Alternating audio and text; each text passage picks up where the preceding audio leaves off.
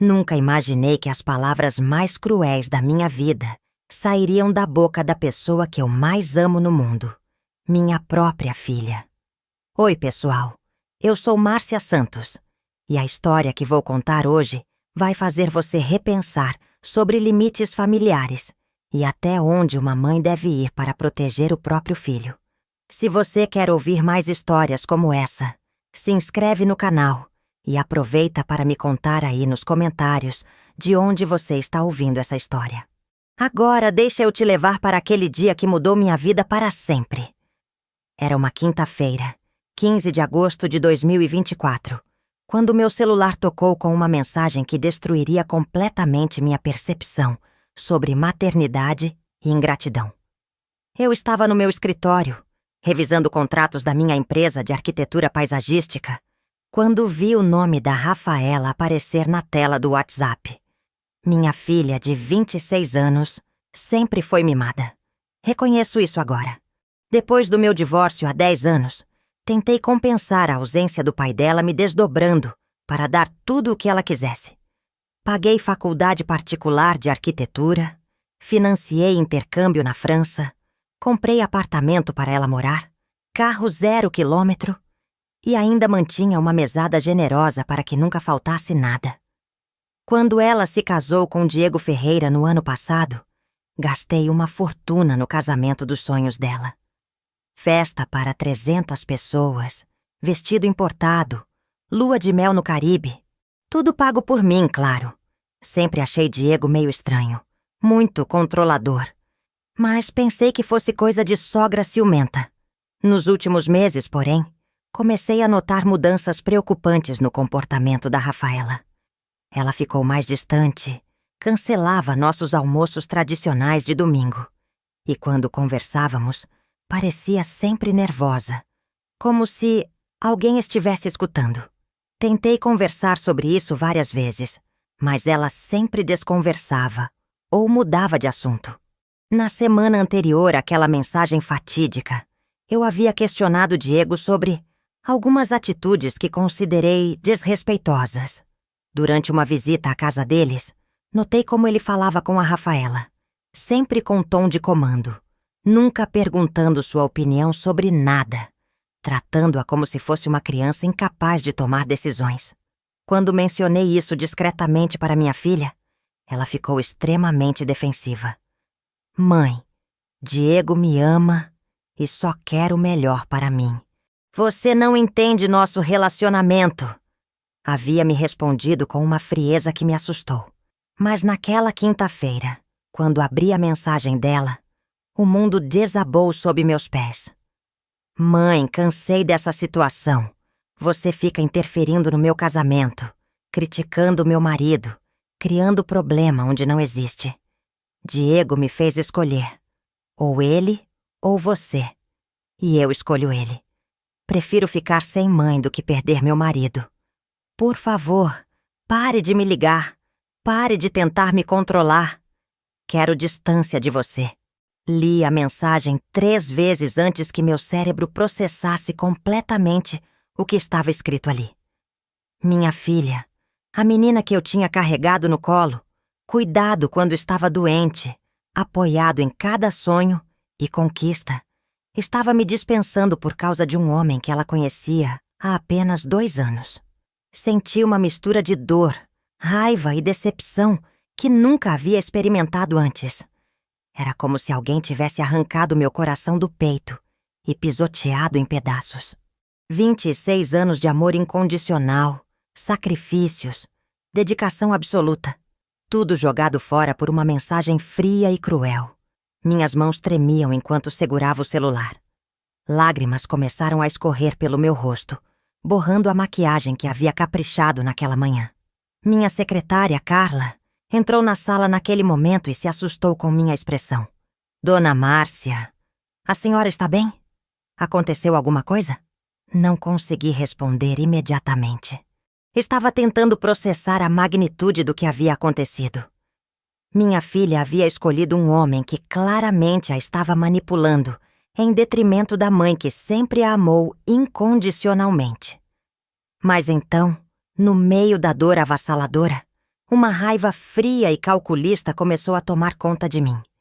Se Rafaela queria ficar sem mãe, se ela preferia um manipulador que a isolava da família, então estava na hora de ela descobrir o que realmente significava viver sem o apoio materno que sempre teve. Respirei fundo, sequei as lágrimas e, com uma determinação que me surpreendeu, digitei minha resposta. Perfeito, Rafaela. Você fez sua escolha. Agora vocês dois se resolvam sozinhos. A partir de hoje, você terá exatamente o que pediu. Uma vida sem mãe. Enviei a mensagem e imediatamente comecei a fazer ligações que mudariam completamente a vida da minha filha. Se ela queria independência total, eu ia dar exatamente isso para ela. Naquele momento, eu ainda não sabia que estava prestes a ensinar a lição mais dura da vida de Rafaela. Uma lição sobre gratidão, manipulação e o verdadeiro valor de uma mãe que ama sem condições. Para entender como chegamos àquele ponto devastador, preciso te contar a verdadeira história de como Diego Ferreira destruiu sistematicamente o relacionamento entre mim e minha filha. Uma operação tão sutil e calculista que nem eu nem Rafaela percebemos o que estava acontecendo até ser tarde demais. Tudo começou há 2 anos, quando Rafaela conheceu Diego numa festa de formatura de um amigo em comum. Ele era engenheiro civil, alguns anos mais velho, com aquele charme de homem aparentemente bem-sucedido que impressiona qualquer garota jovem. Rafaela ficou encantada desde o primeiro encontro. Nos primeiros meses, Diego foi perfeito. Gentil comigo, respeitoso, sempre elogiando a família maravilhosa que Rafaela tinha. Chegava nos nossos almoços de domingo com flores, se oferecia para ajudar com qualquer coisa e constantemente agradecia por eu ter criado uma filha tão especial. Eu deveria ter desconfiado. Homens genuinamente bons não precisam fazer tanto teatro para impressionar. A primeira mudança sutil aconteceu cerca de 6 meses depois que começaram a namorar. Diego começou a sugerir atividades que coincidiam exatamente com nossos momentos tradicionais em família.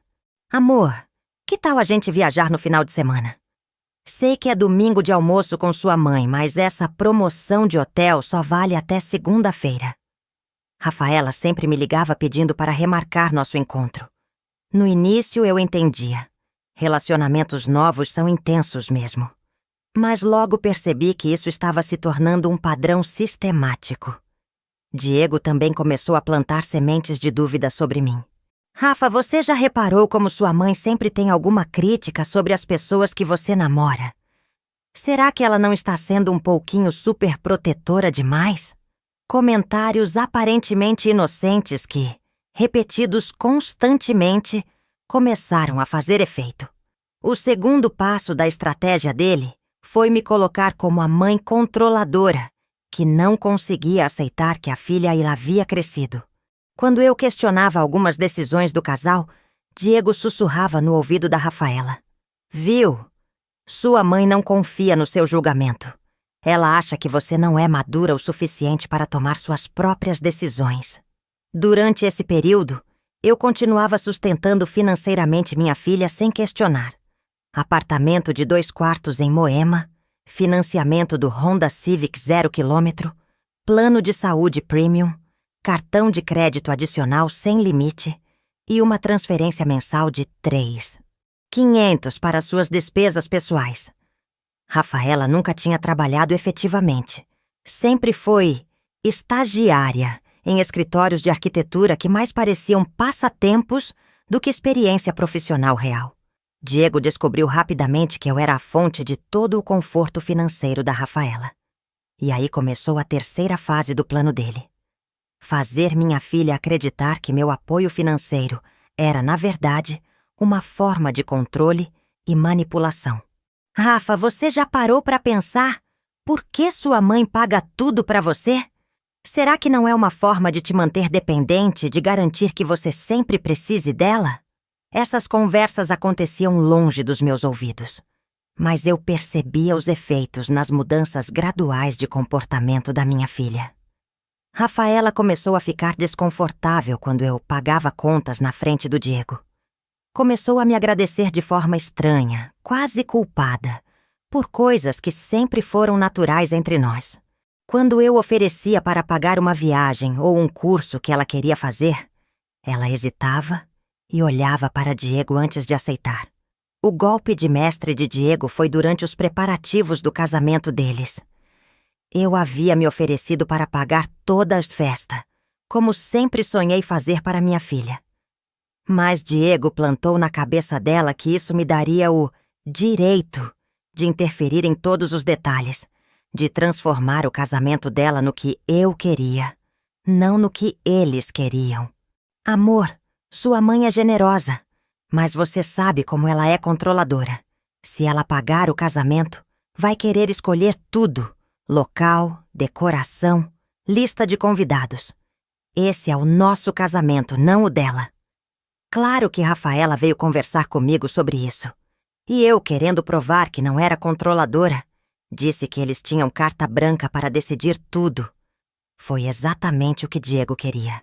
Gastei uma fortuna num casamento planejado inteiramente por eles, onde eu me senti mais como uma convidada financiadora do que como a mãe da noiva. Depois do casamento, Diego intensificou os ataques. Começou a questionar abertamente minhas decisões e opiniões na frente da Rafaela. Márcia, você não acha que está sendo um pouco dramática? Rafaela já é uma mulher casada, não precisa mais de tanta supervisão. O mais diabólico era como ele sempre falava isso com um sorriso, como se fosse uma brincadeira. Mas o tom deixava claro que ele estava estabelecendo território. A casa deles era o território dele, e eu era uma intrusa tolerada. Nos últimos meses percebi que Rafaela começou a repetir frases que eram claramente do Diego.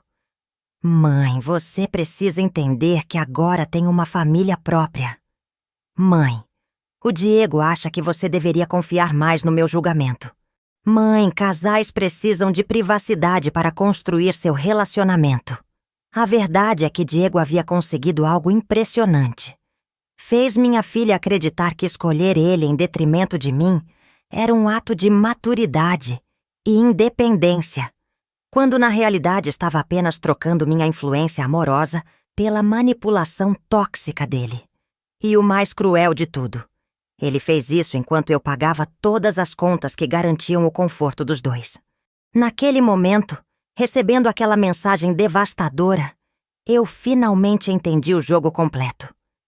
Diego havia vencido a primeira fase.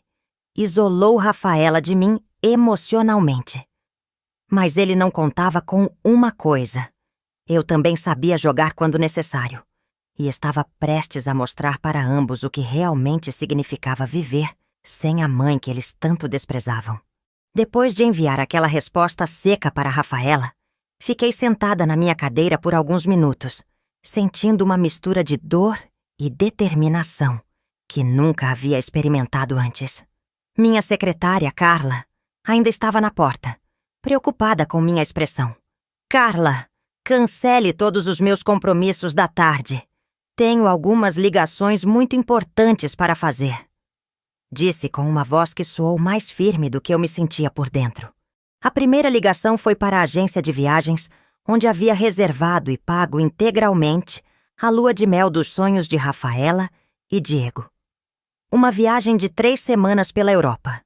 Londres, Paris, Roma, Barcelona, com hospedagem em hotéis 5 estrelas, voos em classe executiva e um orçamento generoso para passeios e compras. Bom tarde, aqui é Márcia Santos. Preciso cancelar imediatamente a viagem da Rafaela Santos e Diego Ferreira com saída prevista para amanhã. Falei para Sara atendente, Ana, que já me conhecia bem de outras reservas. Dona Márcia, mas a viagem é amanhã. Isso vai gerar multas altíssimas, quase 80% do valor total. Ela disse claramente preocupada. Não tem problema. Prefiro perder o dinheiro do que financiar a lua de mel de quem prefere ficar sem mãe. Cancele tudo. Voos, hotéis, transfers, passeios, tudo. Podia ouvir a hesitação na voz da Ana, Mas ela processou o cancelamento. 15 mil reais jogados no lixo. Mas naquele momento, cada centavo perdido me dava uma satisfação amarga. A segunda ligação foi para o banco. Marcos, meu gerente há mais de 10 anos, atendeu imediatamente. Marcos, preciso bloquear imediatamente todas as contas conjuntas que tenho com minha filha, Rafaela Santos. E quero cancelar o cartão de crédito adicional dela. Dona Márcia, aconteceu alguma coisa? A senhora sempre foi muito cuidadosa com essas questões familiares. Minha filha decidiu que não precisa mais de mãe, Marcos. Então vou dar exatamente o que ela pediu. Independência total. Pode processar os cancelamentos? Marcos me explicou os procedimentos. Como eu era a titular de todas as contas, tinha direito legal de fazer essas alterações. Em menos de 1 hora, Rafaela perderia acesso a aproximadamente 40 mil reais, distribuídos entre conta corrente, poupança e investimentos que mantínhamos conjuntamente. A terceira ligação foi a mais satisfatória de todas. A concessionária Honda, onde havia financiado o Civic da Rafaela. Como eu era a avalista principal e responsável por 70% das parcelas, tinha direito contratual de reaver o veículo em caso de ruptura do acordo familiar. Senhor Roberto, aqui é Márcia Santos.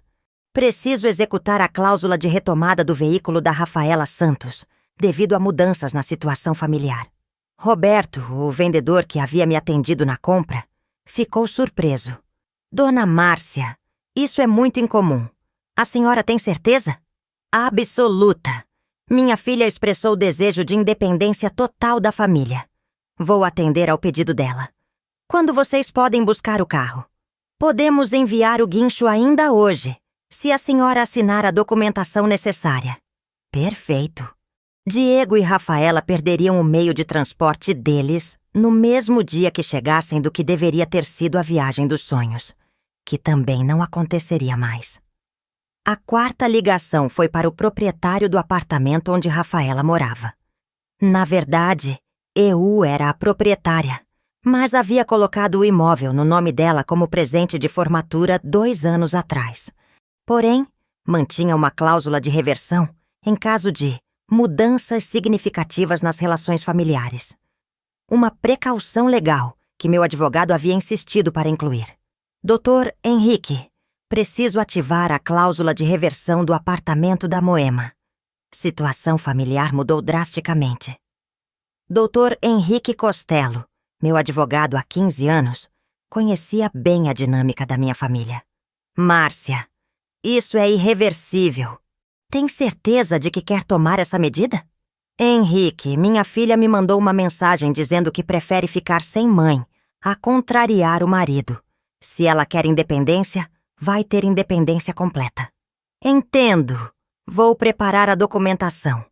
Legalmente, você tem direito de retomar o imóvel. Posso enviar um oficial de justiça amanhã para notificar sobre a reversão de propriedade. A quinta ligação foi para a empresa de chaveiro que sempre usava. Preciso trocar todas as fechaduras do apartamento 304 do edifício Vila Moema. É urgente, pode ser hoje ainda? Enquanto fazia essas ligações, senti uma mistura estranha de poder e tristeza. Cada cancelamento, cada corte, cada medida drástica era simultaneamente uma vitória contra a ingratidão e uma derrota do meu coração de mãe. Por volta das 5 da tarde, meu telefone começou a tocar insistentemente. Era Rafaela. Deixei tocar até cair na caixa postal. 3 minutos depois, tocou novamente. E novamente. E novamente. Quando chegou na 10ª ligação, finalmente atendi. Mãe, o que você fez? Meu cartão foi recusado no supermercado, não consigo acessar a conta.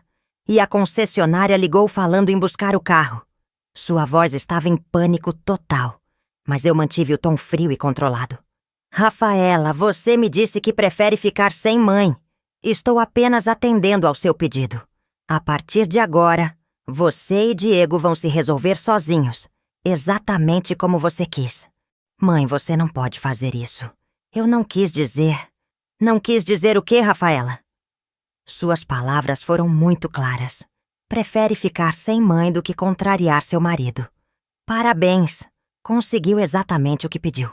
Desliguei o telefone e imediatamente o coloquei no modo silencioso. Em menos de 6 horas, eu havia desmontado completamente a estrutura financeira que sustentava a vida confortável da minha filha e do genro manipulador. Viagem dos sonhos. Cancelada. Contas bancárias. Bloqueadas. Cartão de crédito. Cancelado. Carro. Seria recolhido no dia seguinte. Apartamento. Processo de reversão iniciado. Se Rafaela queria provar que podia viver sem mãe, eu estava oferecendo a oportunidade perfeita para ela demonstrar essa independência que tanto valorizava. A parte racional da minha mente gritava que eu estava sendo extremista demais. Mas a parte ferida, a mãe humilhada que havia sido descartada por uma mensagem cruel, sentia uma satisfação sombria com cada medida tomada. Diego havia conseguido o que queria: isolar Rafaela da mãe controladora. Agora eles dois iam descobrir o verdadeiro preço dessa vitória. Na manhã seguinte, acordei com uma determinação fria que me surpreendeu. Havia dormido apenas 3 horas, mas minha mente estava cristalina sobre o que precisava fazer. Se ia cortar os vínculos com Rafaela, seria um corte limpo e definitivo. Nada de meias medidas.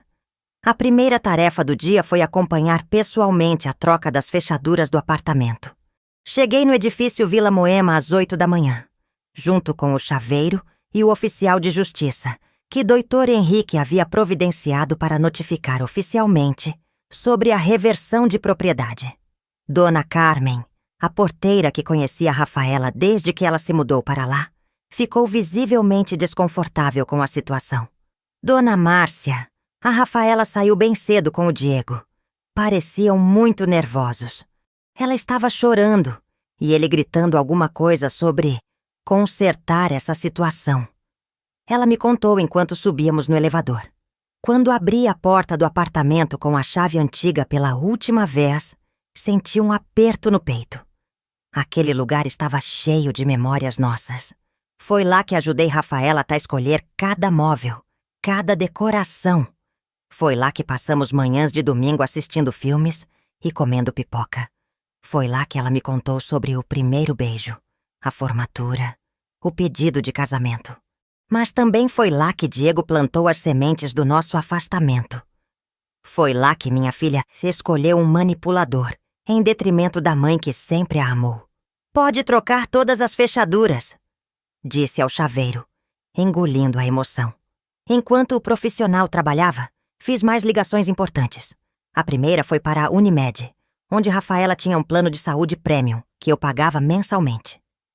Quero cancelar o plano da beneficiária Rafaela Santos, CPF 123.456.709.00. Informei a atendente. Senhora, esse plano tem carência de cancelamento. A beneficiária ficará descoberta imediatamente. Perfeito! É exatamente isso que ela pediu. Independência total. A segunda ligação foi para a administradora do meu cartão de crédito corporativo, onde Rafaela tinha um cartão adicional sem limite, que usava há mais de 5 anos. Marcos, preciso cancelar imediatamente o cartão adicional da Rafaela Santos e bloquear qualquer transação pendente. Dona Márcia, há algumas compras em processamento que foram feitas ontem à noite. Quer que eu processe o estorno? Interessante. Aparentemente, assim que percebeu que perderia acesso ao dinheiro, Rafaela havia corrido para fazer compras de última hora. Comportamento típico de quem nunca teve que se preocupar com limites financeiros. Cancele tudo. Qualquer compra feita após ontem às 14h deve ser estornada. A terceira ligação foi para minha corretora de seguros. Rafaela era beneficiária do meu seguro de vida de R$2 milhões, além de ter um seguro próprio que eu pagava para o carro dela. Quero alterar os beneficiários do seguro de vida apólice, número 78345662. Remover Rafaela Santos e colocar apenas Lucas Santos como beneficiário único. Dona Márcia, posso perguntar o motivo da alteração? A beneficiária expressou desejo de independência familiar total. Estou atendendo ao pedido dela. Por volta do meio-dia, recebi uma ligação inesperada de Diego. Era a primeira vez que ele me ligava diretamente, e sua voz estava visivelmente alterada. Márcia, acho que precisamos conversar. Essa situação toda está fugindo do controle. Diego, não temos nada para conversar. Sua esposa foi muito clara. Ela prefere ficar sem mãe do que te contrariar. Parabéns, você conseguiu o que queria. Márcia, você está sendo irracional. A Rafaela estava nervosa. Disse coisas que não queria dizer. Diego! Interrompi com uma calma gelada. Você passou 2 anos envenenando minha filha contra mim. Você conquistou. Ela escolheu você. Agora vocês dois se virem sozinhos. Mas você não pode deixar a Rafaela na rua. Ela é sua filha. Aquela frase me deu uma raiva ainda maior. O manipulador finalmente estava mostrando a cara quando percebeu que perderia os benefícios financeiros. Diego, quando você estava isolando ela de mim, quando estava fazendo ela acreditar que eu era controladora, quando estava interferindo em cada conversa nossa, você não pensou que ela era minha filha. Agora que o dinheiro sumiu, vocês lembram do parentesco? Desliguei na cara dele e imediatamente bloqueei o número. O resto da tarde foi dedicado a finalizar os detalhes burocráticos. Cancelei a conta de streaming premium que ela usava, o plano de celular corporativo, a assinatura da academia, até mesmo a conta do iFood que estava vinculada ao meu cartão. Cada cancelamento era uma pequena vingança, mas também uma libertação. Durante anos eu havia sustentado financeiramente uma filha que me via como um estorvo, que acreditava nas mentiras de um homem que a conhecia há apenas 2 anos, contra a mãe que a amou durante 26. Por volta das 5 da tarde, meu telefone começou a tocar incessantemente. Eram Rafaela e Diego, alternando ligações desesperadas. Deixei todas caírem na caixa postal sem nem escutar. Às 6 da noite, recebi uma mensagem de Rafaela que me fez sorrir amargamente. Mãe, por favor, para com isso. Não temos onde dormir hoje. O Diego disse que o apartamento dele está sendo reformado. A viagem foi cancelada. O carro vai ser recolhido. Não temos dinheiro para hotel. Por favor, você está exagerando. Respondi de forma objetiva. Rafaela, você disse que prefere ficar sem mãe. Agora tem exatamente o que pediu. Se vire com seu marido, que aparentemente vale mais que sua família. Às 8 da noite, Lucas me ligou. Meu filho mais novo, que cursava medicina, estava preocupado. Mãe, a Rafa me ligou desesperada. O que está acontecendo? Contei toda a história para Lucas, incluindo a mensagem cruel que havia recebido da irmã. Ele ficou em silêncio por alguns segundos. Mãe, não acredito que ela disse isso. Depois de tudo que você fez por ela... Lucas, sua irmã fez a escolha dela. Agora vai aprender a viver com as consequências. E se ela quiser pedir desculpas? Então ela vai ter que provar que mudou de verdade. Palavras são fáceis, Lucas. Ela me mandou uma mensagem devastadora sem pensar 2 vezes. Se quiser meu perdão, vai ter que mostrar com ações, não com súplicas desesperadas. Quando desliguei, olhei pela janela do meu escritório e vi o guincho da concessionária removendo o Civic de Rafaela do estacionamento do prédio. Era o último símbolo do corte completo que eu havia feito. Em 24 horas, minha filha havia perdido apartamento, carro, dinheiro, planos de saúde, cartões, viagem dos sonhos e até mesmo o lugar de beneficiária nos meus seguros. Diego havia conseguido isolar Rafaela da mãe, controladora. Agora eles iam descobrir o que realmente significava viver sem essa interferência materna que tanto criticavam. 3 dias haviam se passado desde que cortei todos os vínculos financeiros com Rafaela, e meu celular estava se tornando uma verdadeira central de desespero. Em 72 horas, minha filha havia me ligado 312 vezes. Sim, eu contei cada ligação perdida, cada tentativa desesperada de contato que eu deliberadamente ignorei. As mensagens de voz começaram educadas, quase diplomáticas, como se ela ainda acreditasse que podia contornar a situação com palavras bonitas. Mãe, sei que você está chateada, mas podemos conversar sobre isso? Por favor, me liga de volta. Na segunda hora, o tom mudou para súplica. Mãe, por favor, atende o telefone. Estou desesperada aqui. Não sabemos onde vamos dormir hoje. Na sexta hora veio a raiva. Mãe, isso é ridículo. Você não pode me deixar na rua por causa de uma discussão boba. Isso é vingança.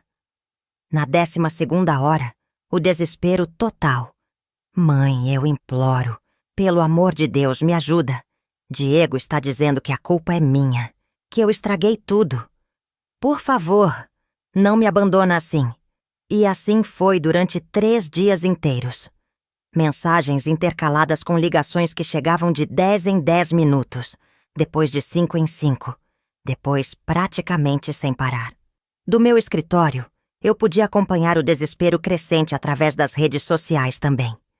Rafaela, que sempre postava fotos da vida luxuosa, restaurantes caros, roupas de marca, viagens, agora estava completamente silenciosa no Instagram. O último post havia sido uma foto do Civic que ela tanto amava, com a legenda "Meu xodó", postada ironicamente no mesmo dia em que o carro foi recolhido. Na quinta-feira de manhã, recebi uma ligação inesperada de Fernanda, minha melhor amiga e advogada, que também conhecia bem a situação familiar. Márcia. A Rafaela me ligou chorando desesperadamente. Ela me implorou para interceder por ela. E o que você disse? Que ela cavou a própria cova quando escolheu humilhar a mãe publicamente. Mas Márcia, ela parece realmente desesperada. Fernanda, você viu a mensagem que ela me mandou? Prefiro ficar sem mãe do que perder meu marido. Como uma filha diz uma coisa dessas para quem sacrificou tudo por ela? Eu sei. Mas onde eles estão dormindo? Aparentemente no apartamento do Diego, que, segundo ele, estava em reforma. Que coincidência ter terminado a reforma justamente agora, não é? O que eu soube depois, através de conhecidos em comum, foi que o apartamento de Diego era um kitnet minúsculo, em Cidade Tiradentes. Um contraste brutal com o apartamento de 2 quartos em Moema que eu havia dado para Rafaela. Diego havia mentido sobre suas condições financeiras desde o início do relacionamento, sempre se beneficiando do dinheiro que eu dava para minha filha. Na sexta-feira, as mensagens de Rafaela começaram a ficar mais específicas e desesperadas. Mãe, não temos dinheiro nem para comer direito. Diego está sem trabalho há 2 meses e não me contou. Por favor, me ajuda só dessa vez. Essa mensagem me fez parar. Diego estava desempregado? Então ele havia escondido isso da Rafaela, fazendo-a acreditar que tinham estabilidade financeira, enquanto viviam exclusivamente do meu dinheiro. Mais tarde recebi uma mensagem ainda mais reveladora. Mãe, o apartamento do Diego é minúsculo e tem infiltração. Está chovendo dentro do quarto. Não consigo nem trabalhar direito porque não tenho nem computador aqui. Diego vendeu o laptop dele mês passado. Mãe, eu preciso da sua ajuda. Por volta da tarde, Lucas me ligou preocupado. Mãe, a Rafa me ligou chorando. Ela disse que não comeu nada desde ontem porque não tem dinheiro. Isso não está indo longe demais? Lucas, sua irmã me disse que preferia ficar sem mãe. Estou dando exatamente o que ela pediu. Se está passando fome, pode pedir ajuda para o marido que vale mais que a família dela. Mas mãe! Lucas, não. Durante 2 anos, Diego isolou sua irmã de mim. Fez ela acreditar que eu era controladora, que meu amor era tóxico, que ela seria mais feliz sem minha interferência. Agora ela está tendo a oportunidade de testar essa teoria. O sábado trouxe uma escalada no desespero. Rafaela começou a ligar de números diferentes. Do telefone fixo de algum vizinho, de telefones públicos, até mesmo de números desconhecidos que ela conseguia emprestado. Uma das mensagens mais reveladoras foi: Mãe, Diego está me culpando por tudo. Ele disse que eu sou uma filha ingrata que destruiu o relacionamento com a mãe que bancava nossa vida boa. Ele está falando que eu deveria implorar seu perdão, que nossa vida acabou por minha culpa. Mãe, eu não sabia que ele pensava assim. Por favor, me atende. Finalmente a máscara de Diego havia caído completamente. O homem que havia passado 2 anos me pintando como a sogra controladora e manipuladora, agora mostrava sua verdadeira face. Um oportunista que havia usado Rafaela para ter acesso ao meu dinheiro. No domingo, recebi a mensagem mais desesperadora de todas. Mãe, Diego me abandonou. Ele disse que não pode ficar com alguém que jogou fora uma galinha dos ovos de ouro. Ele falou que eu era burra, que qualquer pessoa sensata cuidaria da relação com quem paga as contas. Estou sozinha no apartamento dele, sem dinheiro, sem comida, sem ninguém. Mãe, eu errei. Errei muito. Por favor, me perdoa. Não aguento mais ficar sem você. Quando li essa mensagem, senti uma mistura contraditória de satisfação e dor. Satisfação porque finalmente Rafaela estava vendo Diego como ele realmente era. Um manipulador interesseiro que a havia usado para ter acesso ao meu dinheiro. Dor porque era minha filha passando por isso, independente dos erros que havia cometido. Mas eu ainda não estava pronta para ceder. 3 dias de desespero não apagavam 2 anos de manipulação e uma mensagem cruel que havia destroçado meu coração. Se Rafaela queria meu perdão, teria que provar que havia realmente aprendido a lição, que entendia o valor de uma mãe, que reconhecia a gravidade do que havia feito. 812 ligações perdidas não eram suficientes. Lágrimas de desespero não eram suficientes. Eu queria uma mudança real, não apenas arrependimento de quem descobriu o preço da ingratidão. E essa mudança ainda estava por vir. 1 semana havia se passado desde que cortei todos os vínculos com Rafaela. E as informações que chegavam até mim, através de conhecidos em comum, pintavam um quadro cada vez mais revelador da verdadeira situação financeira de Diego. Na segunda-feira de manhã, recebi uma ligação inesperada de Patrícia, uma arquiteta que trabalhava no mesmo prédio comercial onde Rafaela fazia alguns freelances esporádicos. Márcia, desculpa te incomodar, mas preciso te contar uma coisa sobre sua filha e o Diego. O que aconteceu, Patrícia?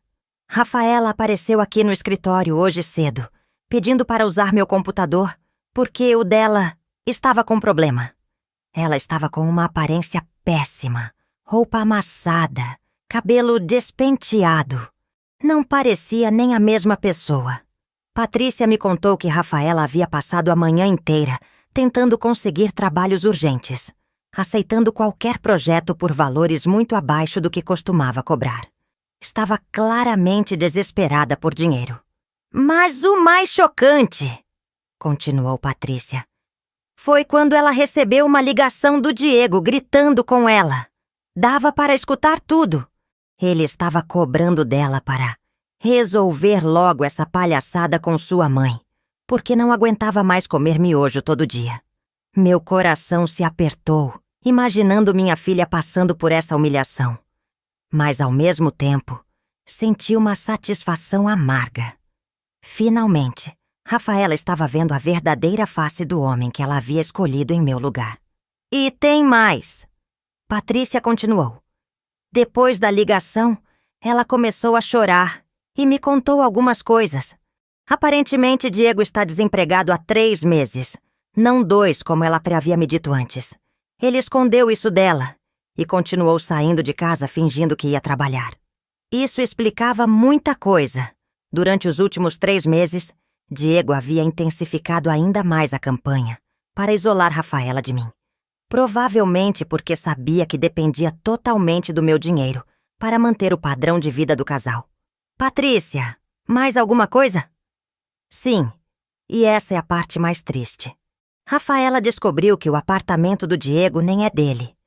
Ele mora de favor na casa de um primo. E esse primo está cobrando para eles saírem porque não aguenta mais a situação. Diego mentiu sobre ter apartamento próprio. Durante a semana, outras informações chegaram até mim através de diferentes fontes. Fernanda, minha advogada, havia encontrado Rafaela na fila do banco tentando conseguir um empréstimo emergencial. Márcia, sua filha, estava lá há 2 horas, implorando para o gerente liberar qualquer valor. Ela disse que nunca havia pedido empréstimo antes e não entendia por que estava sendo negado. É claro que estava sendo negado. Rafaela nunca tinha tido renda própria comprovada. Todos os seus trabalhos de arquitetura eram esporádicos, complementos para suas despesas pessoais, nunca uma fonte de sustento real. No papel, ela era uma profissional sem histórico creditício sólido. Na quinta-feira, recebi uma ligação de Carla, minha secretária, me informando que Rafaela havia aparecido no meu escritório. Dona Márcia, sua filha está aqui na recepção. Ela está bem diferente. Quer que eu a mande subir? Não, Carla. Diga que não estou disponível. Ela disse que vai ficar esperando o tempo que for necessário. Pela janela do meu escritório no 10º andar, consegui ver Rafaela sentada no saguão do prédio. Mesmo à distância, era visível que ela havia perdido peso. Suas roupas, que antes eram sempre impecáveis e de marca, agora pareciam simples e mal cuidadas. Ela ficou lá por 5 horas. 5 horas sentada no saguão, esperando que eu descesse ou aceitasse recebê-la.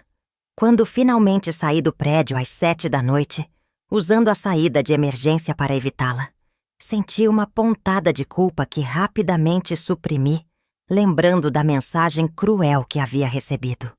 Na sexta-feira, a situação escalou ainda mais. Lucas me ligou preocupado.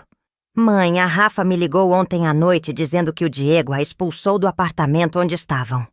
Ela dormiu na rodoviária. Ele a expulsou!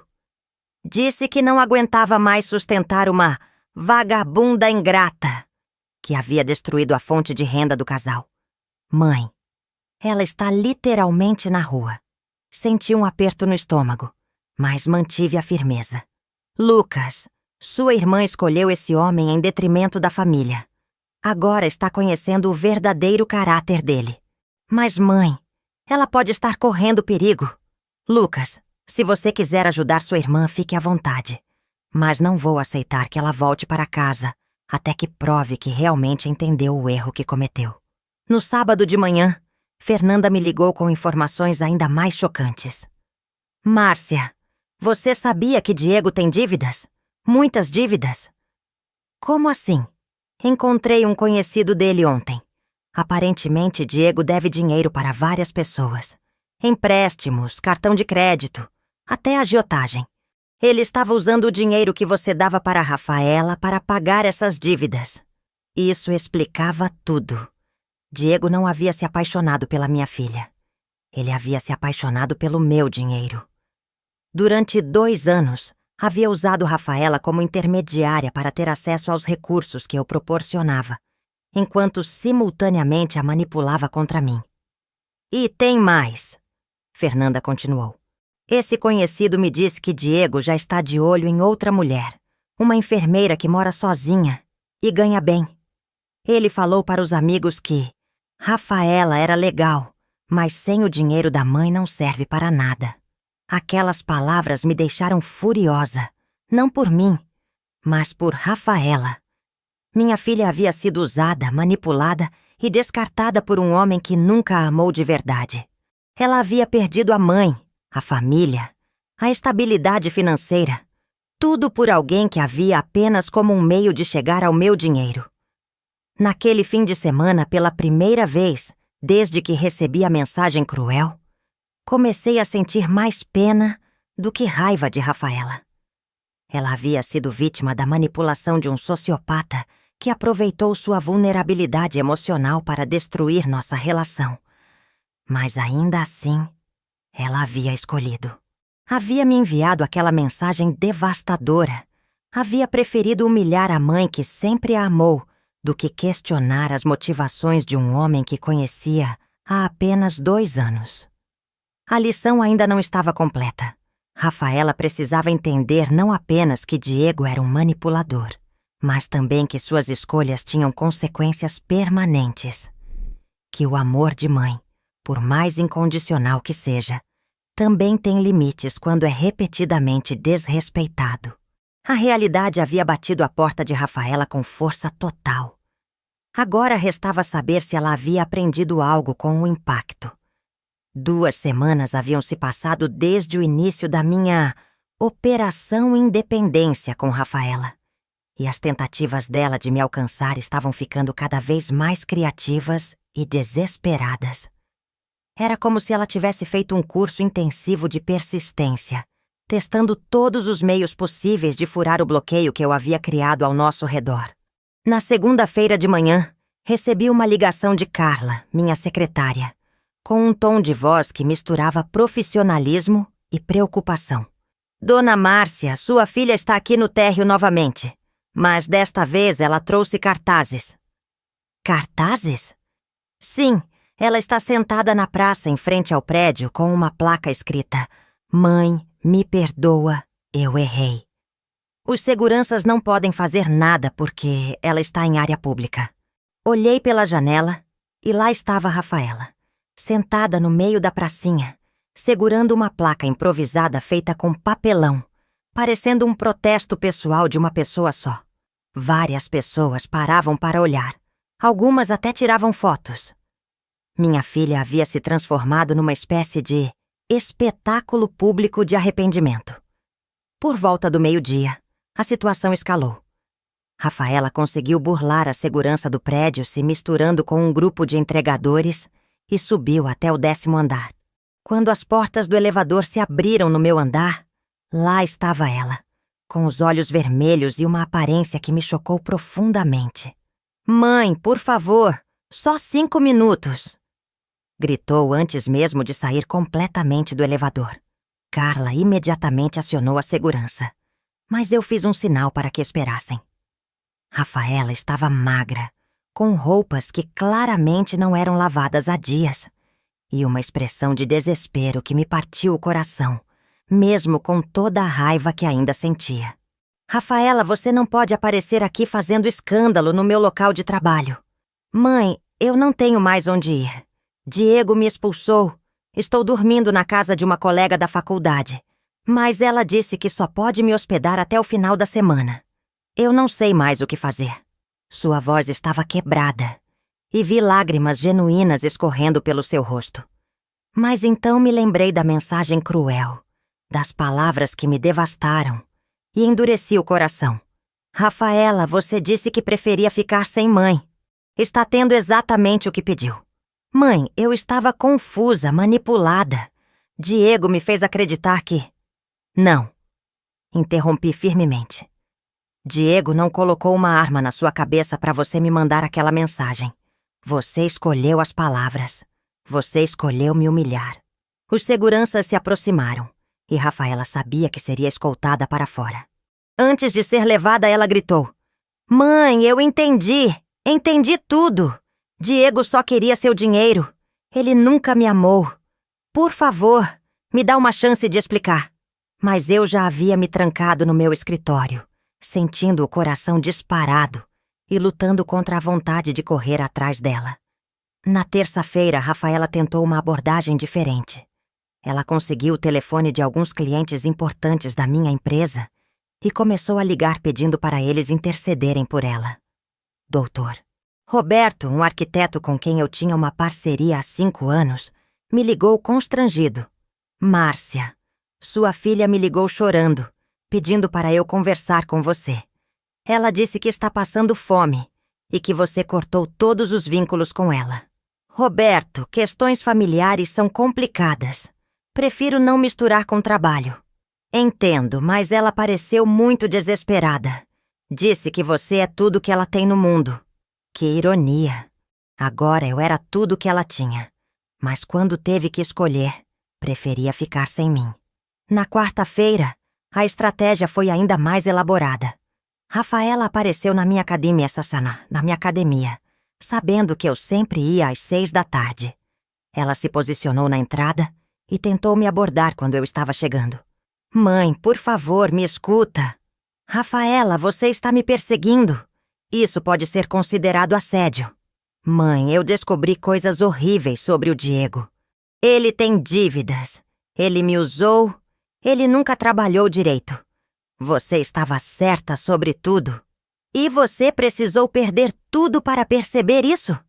Precisou me humilhar publicamente para entender o que uma mãe já sabia há 2 anos? Entrei na academia e pedi para os funcionários não permitirem que ela me seguisse. Na quinta-feira, Rafaela apelou para o Lucas. Meu filho me ligou visivelmente constrangido. Mãe, a Rafa está aqui em casa. Ela apareceu na minha porta às 5 da manhã, chorando desesperadamente. Lucas, eu já disse que você pode ajudar sua irmã se quiser, mas não vou aceitar chantagem emocional. Mãe, ela me contou detalhes sobre o Diego que são chocantes.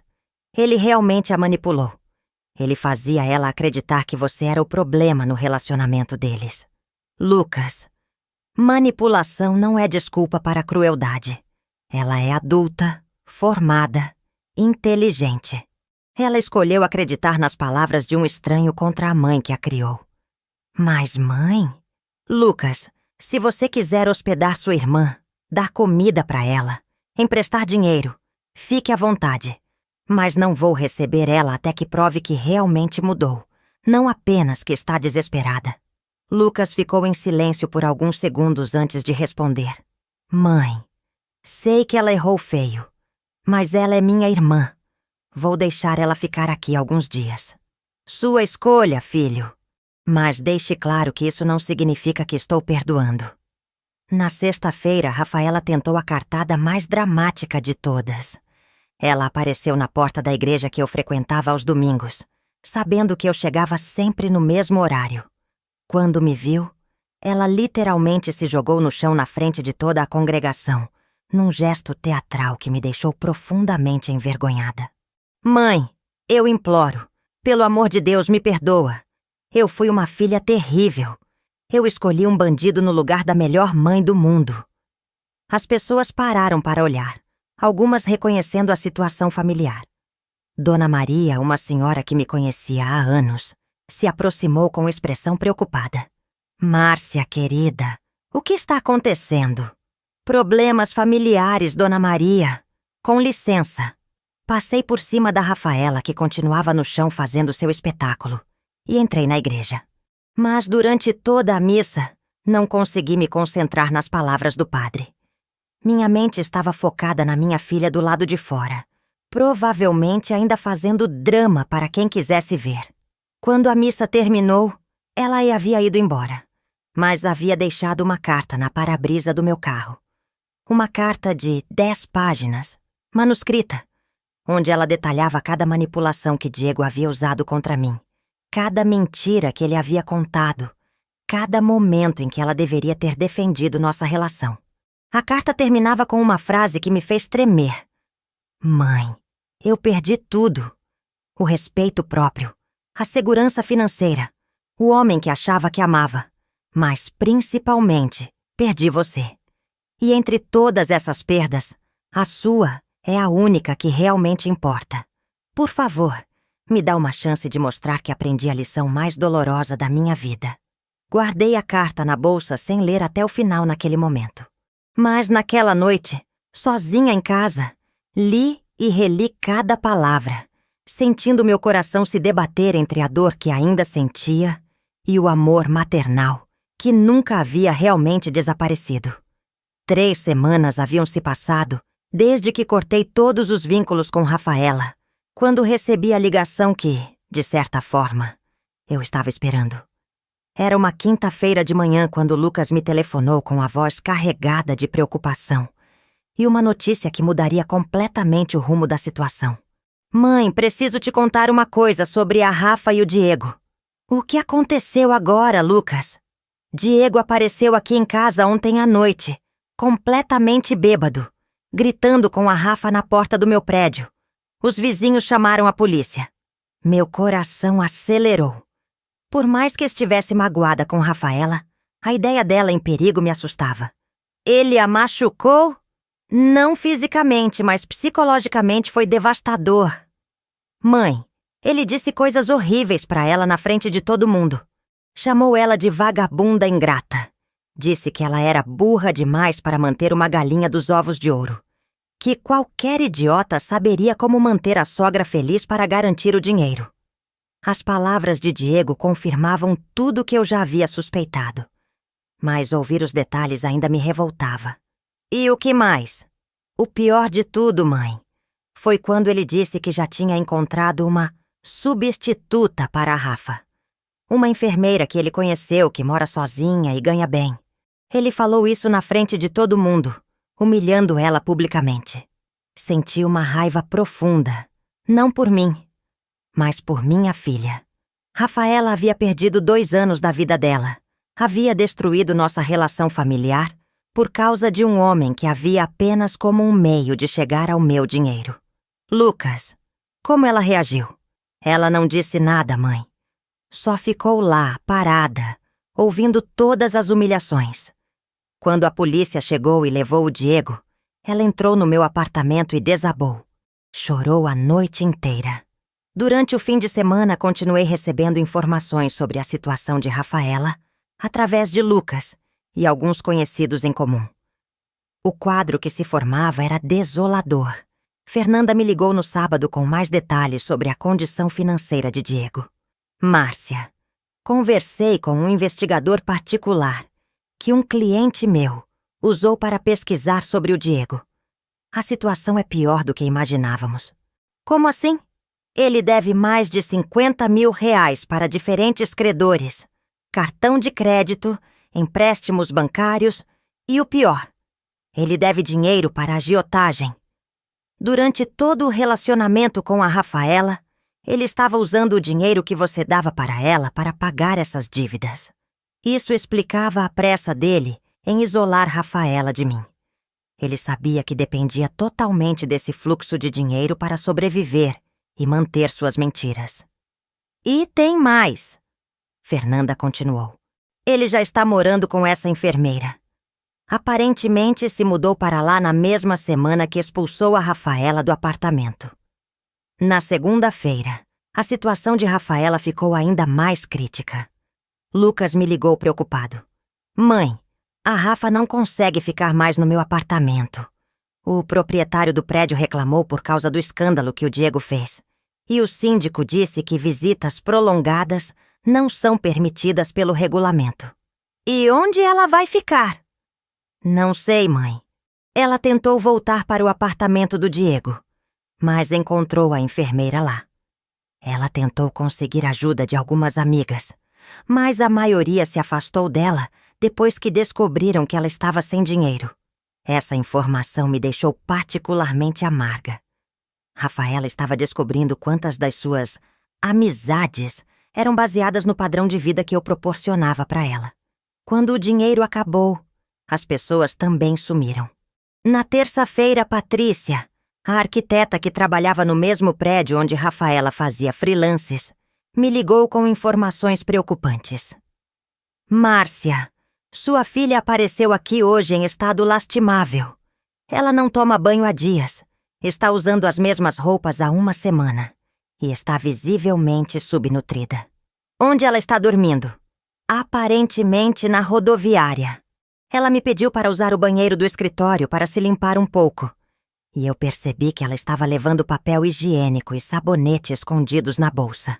Senti um aperto no peito imaginando minha filha reduzida a essa situação. Mas, ao mesmo tempo, uma parte de mim sabia que essa era a única forma dela entender verdadeiramente o valor de uma família, de uma mãe, de uma estabilidade que ela havia desprezado. Patrícia, ela pediu trabalho? Sim, mas está numa condição psicológica muito ruim. Não consegue se concentrar, chora do nada e não tem nem equipamentos básicos para trabalhar. Ofereci alguns pequenos projetos, mas ela não tem condições de executar. Na quinta-feira recebi a ligação mais impactante de todas. Era de uma assistente social da prefeitura. Senhora Márcia Santos? Sim, sou eu. Sou Carla, assistente social do Centro Pop. Sua filha, Rafaela Santos, foi trazida aqui pelos agentes de rua. Ela estava dormindo numa praça e passou mal. Meu mundo parou. Como ela está? Desnutrida e em estado de choque psicológico. Ela está pedindo para ligar para a senhora constantemente. Posso perguntar qual é a situação familiar? Expliquei brevemente que tínhamos tido um desentendimento familiar, sem entrar em detalhes sobre a mensagem cruel ou o corte financeiro. Senhora Márcia, sua filha precisa de apoio psicológico e nutricional urgente. Ela não para de repetir que destruiu tudo, que perdeu a melhor mãe do mundo por causa de um bandido. Quando desliguei o telefone, senti uma mistura contraditória de vitória e derrota. Por um lado, Rafaela finalmente havia aprendido a lição mais dura da vida dela. Havia descoberto o verdadeiro caráter de Diego, entendido o valor do apoio familiar que sempre teve e experimentado na pele as consequências de escolhas erradas. Por outro lado, ver minha filha reduzida àquela situação me destroçava como mãe. Era minha menina, independente dos erros que havia cometido. Naquela noite, pela primeira vez em 3 semanas, considerei seriamente a possibilidade de ceder. Não por fraqueza, mas porque talvez a lição já tivesse sido aprendida da forma mais brutal possível. Rafaela havia perdido literalmente tudo. O marido que idolatrava, a estabilidade financeira, o conforto, a dignidade e quase a vida. Agora restava saber se ela havia realmente entendido o valor do que tinha jogado fora quando escolheu humilhar a mãe que sempre a amou. A queda livre estava completa. A hora da decisão sobre o perdão estava chegando. Depois da ligação da assistente social, passei a noite inteira sem dormir, pesando cada decisão que havia tomado nos últimos 25 dias. Ver minha filha reduzida àquela situação me fazia questionar se havia ido longe demais, mesmo sabendo que a lição era necessária. Na manhã seguinte, tomei uma decisão que me custou muito orgulho. Fui até o Centro Pop para ver Rafaela com meus próprios olhos. O que encontrei lá foi devastador. Minha filha, que sempre foi vaidosa, que gastava fortunas em salão de beleza e roupas de marca, estava sentada numa cadeira de plástico com uma aparência que me chocou profundamente. Havia perdido pelo menos 10 quilos. Seu cabelo estava sem corte há semanas. E suas roupas eram as mesmas que eu a havia visto usando na igreja, agora sujas e rasgadas. Quando me viu, Rafaela se levantou cambaleando e desabou em lágrimas antes mesmo de falar qualquer palavra. Mãe, você veio... Sua voz estava rouca, provavelmente de tanto chorar. Senti meu coração se despedaçar, mas mantive a postura firme. Vim para ver como você está, não para te buscar. Mãe, eu entendi. Entendi tudo. Diego nunca me amou. Ele só queria seu dinheiro. Ele me usou, me manipulou, me fez acreditar que você era o problema. E você acreditou nele, Rafaela. Escolheu acreditar em um homem que conhecia há 2 anos contra a mãe que te criou. Eu sei, mãe. E me odeio por isso. Me odeio por cada palavra daquela mensagem cruel. Me odeio por ter te humilhado.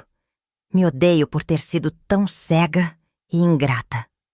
Conversei com a assistente social, Carla, que me explicou que Rafaela havia sido encontrada numa praça em estado de desnutrição e desidratação. Estava delirando, repetindo constantemente que havia perdido a melhor mãe do mundo. Dona Márcia, sua filha precisa de acompanhamento psicológico urgente. Ela está em depressão profunda, se culpando obsessivamente pelos erros que cometeu. Deixei Rafaela no centro, mas não antes de garantir que ela receberia atendimento médico e psicológico adequado. Paguei particular para que ela tivesse o melhor tratamento possível, mas deixei claro que isso não significava perdão automático. Nas semanas seguintes, acompanhei o progresso de Rafaela através de relatórios da psicóloga que eu havia contratado, Doutora Amanda Ferreira. Dona Márcia, Sua filha está fazendo um trabalho profundo de autoconhecimento. Ela entendeu que foi vítima de manipulação psicológica, mas também está assumindo responsabilidade pelas próprias escolhas. Como assim? Ela reconhece que Diego a manipulou, mas não está usando isso como desculpa. Ela entende que, mesmo manipulada, escolheu deliberadamente humilhar a senhora em detrimento de questionar as motivações dele. Durante esses atendimentos, Rafaela havia começado a trabalhar num pequeno escritório de arquitetura, aceitando qualquer projeto por valores mínimos. Não era por necessidade imediata, já que eu estava custeando sua estadia numa pensão simples, mas segura, mas por uma necessidade psicológica de reconstruir sua autoestima através do trabalho próprio. Mãe, ela me disse durante uma das poucas ligações que aceitei atender. Pela primeira vez na vida, estou pagando minhas próprias contas.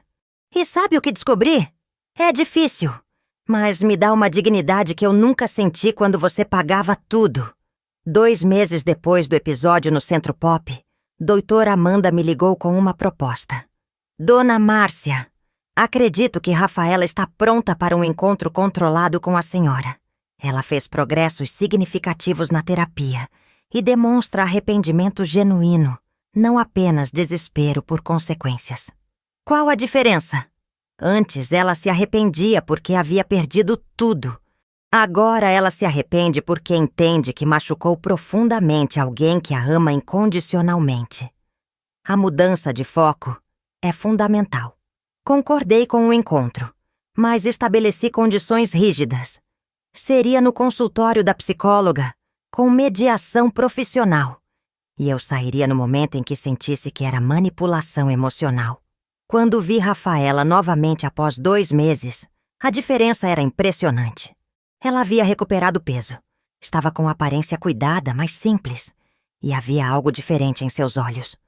Uma humildade que eu nunca havia visto antes. Mãe, antes de qualquer coisa, preciso te pedir perdão. Não pelo WhatsApp, não por carta, não por intermediários. Olhando nos seus olhos. Ela respirou fundo antes de continuar. Eu te enviei a mensagem mais cruel que uma filha pode enviar para uma mãe. Disse que preferia ficar sem você do que contrariar um homem que me conhecia há 2 anos. Humilhei 26 anos de amor incondicional por causa de uma manipulação que eu deveria ter percebido. Sua voz estava firme, sem o desespero histérico dos primeiros encontros. Mãe, eu não quero seu perdão, porque estou passando necessidade. Eu quero seu perdão, porque finalmente entendi o monstro que me tornei. Você me deu tudo na vida: educação, conforto, oportunidades, amor sem limites. E eu retribuí com ingratidão e crueldade. Rafaela, você machucou uma ferida que talvez nunca cicatrize completamente. Eu sei, mãe, e vou viver com essa culpa pelo resto da vida. Mas quero a chance de provar, dia após dia, que aprendi a valorizar o que mais importa: nossa relação. Doutora Amanda mediou a conversa, ajudando ambas a expressarmos sentimentos que estavam reprimidos há meses. Rafaela falou sobre cada manipulação de Diego, sobre como ele havia distorcido sua percepção da realidade, mas sempre assumindo responsabilidade pelas próprias escolhas. Mãe, Diego me manipulou, mas eu permiti. Eu escolhi acreditar nele porque era mais fácil do que reconhecer que talvez eu fosse dependente demais de você. Ironicamente, tentando provar independência, me tornei dependente de um manipulador. Quando saí daquele primeiro encontro mediado, senti algo que não experimentava há meses: esperança. Não esperança de que tudo voltasse ao normal imediatamente, mas esperança de que talvez, com tempo e muito trabalho, pudéssemos reconstruir nossa relação em bases mais saudáveis. A Rafaela que encontrei no consultório não era mais a menina mimada que dependia totalmente de mim. Era uma mulher que estava aprendendo, da forma mais dolorosa possível, o verdadeiro valor de uma família. E pela primeira vez em muito tempo, considerei seriamente a possibilidade de perdoar. 6 meses haviam se passado desde aquela mensagem devastadora, quando finalmente aceitei ter um encontro real com Rafaela, fora do consultório da psicóloga. Foi uma decisão que tomei após muito pensar, pesando cada gesto, cada palavra, cada mudança que havia observado nela durante os últimos encontros mediados. A transformação da minha filha era inegável. Através dos relatórios de Dr. Amanda e das nossas conversas supervisionadas, pude acompanhar uma evolução que ia muito além das aparências físicas. Rafaela não era mais a menina mimada e dependente que havia me humilhado por causa de um manipulador. Marcamos o encontro para um sábado de tarde, num café simples no centro da cidade. Escolhi propositalmente um lugar modesto, nada parecido com os restaurantes sofisticados onde costumávamos almoçar no passado. Queria ver como ela reagiria a essa mudança de padrão. Quando chegou ao café, pontualmente no horário marcado, quase não a reconheci. Rafaela usava roupas simples, mas limpas. O cabelo estava penteado de forma básica, sem os tratamentos caros de antes, e carregava uma pasta de trabalho desgastada, em vez das bolsas de grife que costumava exibir. "Oi, mãe", disse ela com uma voz suave, sem a ansiedade desesperada dos primeiros encontros. "Obrigada por aceitar me ver." Nos sentamos numa mesa pequena, e eu observei cada movimento dela. Rafaela pegou o cardápio e, sem hesitar, escolheu o item mais barato. Um café simples com pão de açúcar. "Pode pedir o que quiser, Rafaela. Eu pago." "Não, mãe. Quero pagar minha própria conta. É importante para mim." Essa atitude me surpreendeu positivamente. Durante anos, Rafaela sempre havia pedido os itens mais caros dos cardápios, dando como garantido que eu pagaria tudo. Agora ela insistia em arcar com seus próprios gastos. "Como está o trabalho?" Perguntei, genuinamente curiosa sobre sua nova vida. "Difícil, mas gratificante", respondeu com sinceridade. "Estou trabalhando num escritório pequeno, fazendo projetos residenciais simples. O salário é baixo, mas pela primeira vez na vida sei que mereço cada centavo que recebo." Ela me contou sobre sua rotina. Acordava às 6 da manhã, pegava 2 ônibus para chegar ao trabalho, levava marmita para não gastar dinheiro com restaurante e estava morando numa kitnet alugada em São Miguel Paulista. "Mãe, descobri que posso ser independente. Não preciso de apartamento de luxo, carro 0 quilômetro ou roupas de marca para ser feliz. Preciso de dignidade, e dignidade vem do trabalho honesto." Durante nossa conversa, Rafaela me mostrou alguns projetos que havia desenvolvido. Eram pequenas reformas, casas populares, nada comparado aos grandes projetos comerciais que ela costumava sonhar em fazer. Mas havia algo diferente em seu olhar quando falava sobre esse trabalho. Orgulho genuíno. "Mãe, semana passada terminei o projeto de uma casa para uma família em Cidade Tiradentes. Era uma reforma simples, mas quando a dona da casa me abraçou chorando de alegria, eu senti uma satisfação que nunca havia experimentado antes." "Por quê?" "Porque eu sabia que aquele projeto era 100% meu. Cada linha, cada medida, cada escolha. Ninguém me recomendou para o cliente, ninguém facilitou meu caminho. Conquistei aquele trabalho com esforço próprio." Perguntei sobre sua saúde mental e o acompanhamento psicológico. "Continuo na terapia, mãe." "Doutor." Amanda me ajudou a entender padrões que eu repetia sem perceber. Minha dependência emocional, minha necessidade de aprovação externa, minha incapacidade de ver manipulação quando ela vinha disfarçada de amor. Rafaela respirou fundo antes de continuar. "Mãe, preciso te contar algo importante. Na terapia descobri que meu comportamento não começou com Diego. Desde adolescente eu usava seu amor incondicional como uma rede de segurança que me permitia tomar decisões irresponsáveis. Essa honestidade me impressionou. Era a primeira vez que eu via Rafaela assumir responsabilidade pelos próprios padrões de comportamento, não apenas pelo episódio com Diego. Eu sempre soube, inconscientemente, que você me salvaria de qualquer consequência. Por isso nunca aprendi a ser verdadeiramente responsável pelos meus atos. Diego apenas explorou uma fragilidade que já existia. Durante 2 horas conversamos sobre temas que nunca havíamos abordado com tanta profundidade. Dependência emocional, limites familiares, a diferença entre amor e proteção excessiva. Mãe, eu não quero voltar a ser sua filha mimada. Quero construir uma relação adulta, onde eu te respeite não porque você me sustenta, mas porque você é minha mãe e merece meu amor e consideração. Quando chegou a hora de pagar a conta, Rafaela insistiu em dividir meio a meio, mesmo eu tendo pedido itens mais caros. Mãe, durante anos você pagou tudo para mim. Agora quero contribuir, mesmo que seja pouco. Ao nos despedirmos, não houve abraços dramáticos ou declarações emocionais exageradas. Rafaela simplesmente me disse: Mãe, sei que ainda tenho muito a provar. Sei que uma conversa não apaga meses de dor que causei. Mas quero que saiba que estou construindo uma versão melhor de mim mesma. Uma filha que você possa ter orgulho. Rafaela, estou vendo mudanças reais em você. Mas mudança precisa ser consistente, não apenas momentânea. Entendo perfeitamente, mãe. Não estou pedindo perdão imediato nem volta da nossa relação como era antes. Estou pedindo a chance de provar, dia após dia, que aprendi a lição mais importante da minha vida. Quando saí daquele café, senti algo que não experimentava há muito tempo. Esperança genuína. Não a esperança desesperada de uma mãe que quer perdoar a qualquer custo, mas a esperança racional de alguém que vê mudanças reais e consistentes. Rafaela estava se tornando a mulher adulta e responsável que eu sempre esperei que ela fosse.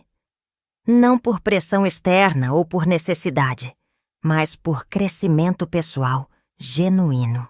Pela primeira vez em 6 meses, considerei seriamente a possibilidade de que nossa relação pudesse ser reconstruída. Não como era antes, mas de uma forma mais madura e saudável. O primeiro passo havia sido dado. Agora restava ver se os próximos passos seriam igualmente sólidos e consistentes. 8 meses haviam se passado desde aquela mensagem cruel, quando finalmente tomei a decisão mais difícil da minha vida como mãe. Dar uma segunda chance verdadeira para Rafaela. Mas não seria uma reconciliação baseada apenas no amor maternal. Seria uma reconstrução baseada em respeito mútuo, limites claros e mudanças comprovadas. Os encontros mensais no café haviam se tornado uma tradição. A cada encontro, eu observava mais evidências da transformação genuína da minha filha. Rafaela não estava apenas sobrevivendo sozinha. Estava prosperando de uma forma que nunca havia acontecido quando eu bancava tudo para ela. Foi durante nosso 6º encontro que estabeleci as condições para uma possível reconciliação. Escolhi minhas palavras cuidadosamente, pesando cada termo. Rafaela, observei mudanças consistentes em você nos últimos meses. Mas se vamos reconstruir nossa relação, preciso que você entenda algumas coisas muito claramente. Ela me olhou com atenção total, sem a ansiedade desesperada dos primeiros encontros, mas com a maturidade de alguém que estava preparada para ouvir verdades difíceis. Primeira condição: independência financeira total. Não vou mais bancar sua vida. Não vou pagar suas contas. Não vou resolver seus problemas financeiros. Se nossa relação vai ser saudável, precisa ser baseada no amor, não na dependência. Concordo completamente, mãe. Aliás, não aceitaria de outra forma. Descobri que minha autoestima está diretamente ligada à minha capacidade de me sustentar. Segunda condição: nossa relação será reconstruída gradualmente. Não vou fingir que aquela mensagem nunca aconteceu, que você não me humilhou, que não quebrou minha confiança. Isso vai levar tempo para ser superado. Rafaela assentiu e pude ver lágrimas contidas em seus olhos. Mãe, vou carregar a culpa daquela mensagem pelo resto da vida. Não espero perdão imediato. Espero a chance de reconquistar sua confiança. Terceira condição: você nunca mais permitirá que ninguém interfira na nossa relação familiar. Maridos, namorados, amigos, ninguém terá poder de influenciá-la contra a nossa família. Mãe, depois do que passei com Diego, desenvolvi uma resistência natural à manipulação. Na terapia, aprendi a identificar sinais de comportamento controlador. Nunca mais vou permitir que alguém me isole da família. Estabelecemos um cronograma de reconciliação gradual. Começamos com encontros quinzenais, sempre em lugares públicos, sempre dividindo as contas.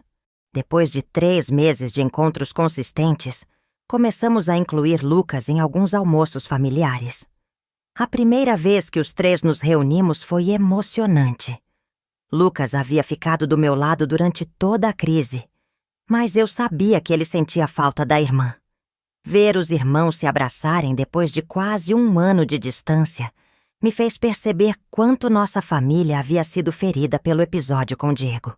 Rafa, disse Lucas durante aquele primeiro almoço familiar, você mudou muito.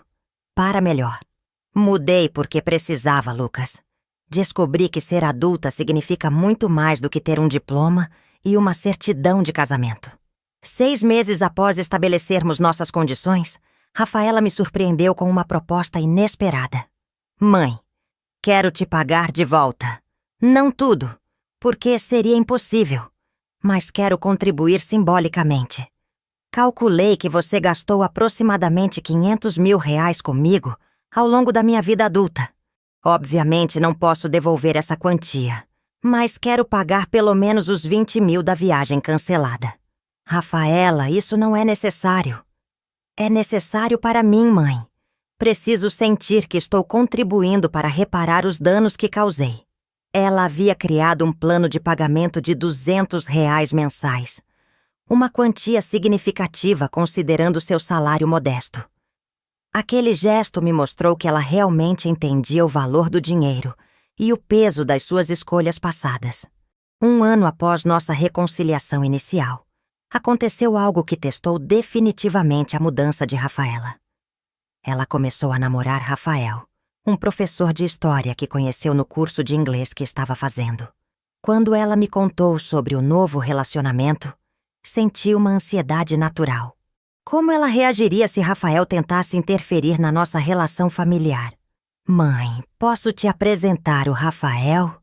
Mas quero deixar uma coisa clara. Se ele demonstrar qualquer sinal de querer me afastar da família, o relacionamento acabará imediatamente. Conheci Rafael num domingo durante um almoço em casa. O primeiro que Rafaela participava desde a reconciliação. Ele era um homem simples, educado, que demonstrava genuíno interesse na família da namorada. Mais importante, em nenhum momento tentou me excluir das conversas ou criar situações de intimidade exclusiva com Rafaela. Dona Márcia, disse Rafael durante aquele almoço. A Rafaela me contou sobre os erros do passado e como vocês reconstruíram a relação. Admiro muito a maturidade de vocês duas. Quero que saiba que jamais tentarei interferir na relação familiar de vocês. Aquelas palavras me tranquilizaram, mas o que me convenceu definitivamente da mudança de Rafaela foi sua própria postura. Ela incluía Rafael nas conversas familiares, mas deixava claro que nossa relação mãe-filha tinha prioridade sobre qualquer outro relacionamento. Hoje, 2 anos após aquela mensagem devastadora, posso dizer que tenho uma filha melhor do que nunca tive. Não a filha mimada e dependente que eu havia criado, mas uma mulher adulta, independente, responsável e, acima de tudo, grata. Rafaela continua morando na sua kitnet, pagando suas próprias contas, construindo sua carreira com esforço próprio. Nossos encontros são baseados no prazer da companhia mútua, não em obrigações financeiras ou dependência emocional. Mãe, ela me disse recentemente, obrigada por ter me ensinado a lição mais dura, mas mais importante da minha vida. Se você tivesse me perdoado imediatamente, eu nunca teria aprendido o verdadeiro valor de uma família. A reconciliação não apagou completamente a mágoa daquela mensagem cruel. Ainda sinto uma pontada de dor quando lembro das palavras: prefiro ficar sem mãe. Mas essa dor convive agora com o orgulho de ver a mulher extraordinária que minha filha se tornou. Às vezes, as lições mais importantes da vida precisam ser aprendidas da forma mais dolorosa possível. Rafaela aprendeu o valor de uma mãe, perdendo tudo que eu havia dado para ela. E eu aprendi que amor verdadeiro, às vezes, exige coragem para deixar os filhos enfrentarem as consequências dos próprios erros. Hoje temos uma relação mais saudável, mais madura e, paradoxalmente, mais amorosa do que jamais tivemos antes. A tempestade passou. A família se reconstruiu. E ambas saímos mais fortes do que éramos antes.